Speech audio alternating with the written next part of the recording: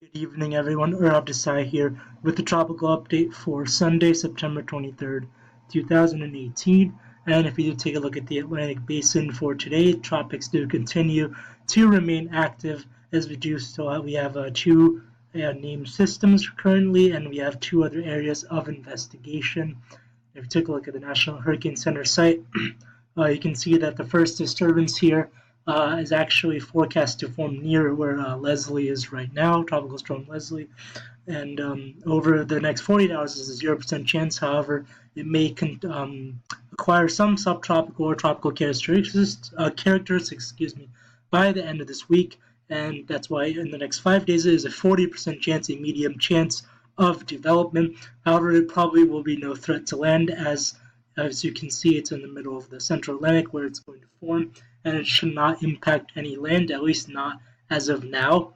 And if you take a look at our the Invest 98L, which currently has a 30% chance of formation over the next 2 days and 40% chance over 5 days. If we look at the satellite image for 98L, it's still very disorganized. There's not much thunderstorm activity involved with the system, and it's very hard now to really tell where the center of circulation is. If I had to guess, it would probably be somewhere around here where my mouse is pointing at the end of the frame. But it's very hard to tell, as this is a very disorganized system, and considering that it's going to be running into some unfavorable conditions soon, as the upper level winds, as you can see in the description here, says the upper level winds are going to be forecast to become less favorable as it starts to move northeastward. So if it's going to develop, 98L does want to develop into a tropical depression or storm, then that would have to happen soon, probably within the next 2 to 3 days. However, I don't think it's looking that likely at this point that it will develop.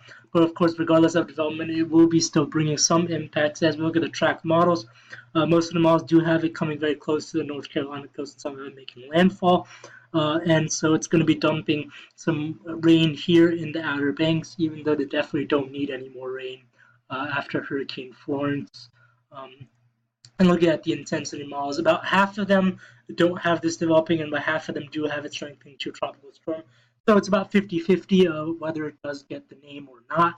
But again, regardless, it will be still dumping some rain for the Outer Banks. But the good news is if you look at the GFS model, the rainfall amounts, the expected rainfall, it does show that, it will be about 2 to 3 inches or along the Outer Banks. And fortunately, though, the areas hit hardest by Florence, the areas that got the most rain here in southern North Carolina, it's not looking to get much rain at all from this disturbance, which is very good news.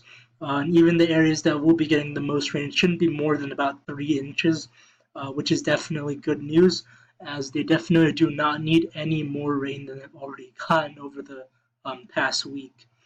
Now, if you take a look at subtropical storm Leslie, which has winds of 40 miles an hour at the moment, you can see that it definitely looks like a subtropical storm, as it definitely has very clear, defined rotation. However, there's not much thunderstorm activity involved with the system, and all the thunderstorm activity is mostly to the south, all the convection, as you can see, and it is forecast to just basically meander in the central North Atlantic over the next couple of days, and it's forecast to actually dissipate sometime Tuesday evening, or possibly go extra tropical. By then, they'll become a non-tropical system entirely, and it's probably not going to develop further. It's probably not going to strengthen much, as it's going to be running into further wind shear and cooler waters as it heads further east, and it's going to be no threat to land, which is definitely good news for everyone. And taking a look at the tracking models, they're basically all over the place. It looks like a giant plot of spaghetti, and that's why we call these models the spaghetti models. And if you can see the models just take it wherever. Honestly, it's a big jumbled mess here. But the good news is that all the models stay away from any land, and that's definitely good news. And looking at the intensity models, most of them do have it strengthening within the next 2 to 3 days, and then have it weakening or becoming an extratropical cyclone by that point. And again, should be no threat to land, which is good news. Now, the storm that will probably be lasting, that we would have to talk about for several days still, is Tropical Storm Kirk in the far eastern Atlantic. It's still at a very low latitude as well. If we take a look at the track, it says it's centered at only 9.5 degrees still, so it's still below 10 degrees north. It's continuing to stay weak at this moment. And if you look at the satellite imagery, it's very disorganized still at the moment. The center of circulation is not well defined. I would say it would be somewhere here at the end of the frame where the mouse is. And thunderstorms are not really firing up directly over the center of circulation. There's not any clear sign of rotation. So the storm is definitely still staying weak as it's not in a very favorable environment. However, the forecast does show it to be strengthening over the next couple of days. It should have it peaking around 60-mile-an-hour winds by hour 48 2 days from now. But then it does have it weakening after that because if you take a look at the wind shear map, is here right now. Kirk is right around here in this area, 15 to 20 knots of wind shear, which is not ideal, and ideal would be under 10 knots, but it is still relatively favorable, and cyclones can definitely strengthen in this amount of wind shear. However, as it starts to head further north and west, it's going to be encountering this, the red here, unfavorable wind shear of about, I think this is about 25 to 30 knots. And then by then, that is probably when it's going to start to weaken. And by the time it reaches the Lesser Antilles, it might just dissipate entirely and suffer a similar fate as former Tropical Depression 11, which, as you can see on the National Hurricane Center map, is no longer a thing at all. It basically dissipated as soon as it arrived. And it lasted about a day and did not impact any land at all. But that's definitely good news. Taking a look at the track models now, for Kirk, you can see that most of them do have it impacting the Lesser Antilles over the next, or I should say by day 5 to day 6, but it's definitely going to take a while before it gets to the Lesser Antilles. And some models do have it not even impacting the Antilles at all, and then they have it just going north out to sea. So we'll still have to see what happens with that. But by the time it gets there again, it will be a weak tropical storm. So the most they'll probably get some gusty winds, and then there will be some heavy rain that they will be experiencing. So they will people in the Western Antilles will still need to watch this system, but it shouldn't be that much more than just a rainmaker. And taking a look at the intensity models, most of the models do have it staying relatively weak. Most of them have it also weakening after about hour 84 to 96. A couple models do have it reaching hurricane strength though, and that's to be seen though how strong this thing will get. But I expect it might peak around 65 to 70 mile an hour tropical storm before it approaches the islands, and then it will probably start weakening. And once it gets past the islands into the Caribbean, its fate is still to be seen. Well, if we take a look at the GFS model though, over the next several days, you can see Kirk here in the south. And if it's put into motion, and this is Leslie over here in the Central Atlantic, and putting it into motion, it keeps Kirk relatively weak at about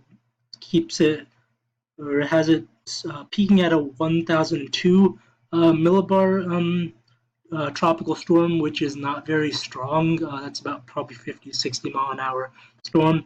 And then it has it basically dissipating entirely after it goes through the Lesser Antilles and does not have it regenerating at all.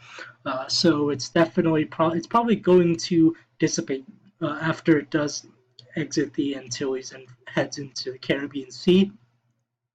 And taking a look at the European model, the European model shows a similar situation where it has a weak tropical storm heading into the southern or central Lesser Antilles, and then it does have it holding on even as it gets into the Caribbean Sea, but then it's probably going to dissipate somewhere in the Caribbean. So it's not going to, I don't think it's going to be impacting the US at all, which is definitely good news. And if we take a look at one more thing I did want to check was the local forecast for the Northeast area, which is where I live. This is coming to you right now from New Brunswick, New Jersey. And if you take a look at the next 5 days, there's going to be more rain to come Tuesday morning into Tuesday afternoon. It just seems like the rain keeps coming and coming. I don't know when it's going to stop. We're just going to have to keep dealing with this rain, it seems like. And then even after that Thursday, it's looking like there's going to be even more rain. And then same thing Friday, just more rain, more rain, more rain. It just keeps coming. I don't even know when it's going to stop. But I mean, hopefully, I hope it does stop soon because I mean, we definitely don't need any more rain at the moment. So it would be nice to get like a quick dry spell for at least a few days. If we just take a look at how much accumulated precipitation we'll get from this, excuse me, if we go to about hour 120, out of these systems, there will be a total of about, from my area right here, there would be about 1.5 to 2 inches, and areas in Pennsylvania might see 2.5 to up to even 3 inches, and even further more in areas out here in Ohio, with areas about could be receiving up to 3 to 3.5 inches of rain. So definitely going to be more rain to be talking about in our area. And if we also do take a look at the temperature forecast, the temperatures are going to be staying fall-like through Monday and into Tuesday. It does start to warm up after that, though. And if you take a look at Wednesday, it's going to be back to summer-like conditions. We're going to see temperatures in the mid to upper 80s in some areas here in South New Jersey and to Maryland, and even some areas might reach 90 degrees down in Virginia. So summer is definitely not over, but I think this might be the last taste of summer as we finally start to see some consistent fall temperatures after that, as it stays in the 70s on Thursday and stays cool throughout Friday. That's all for today. Thank you for watching.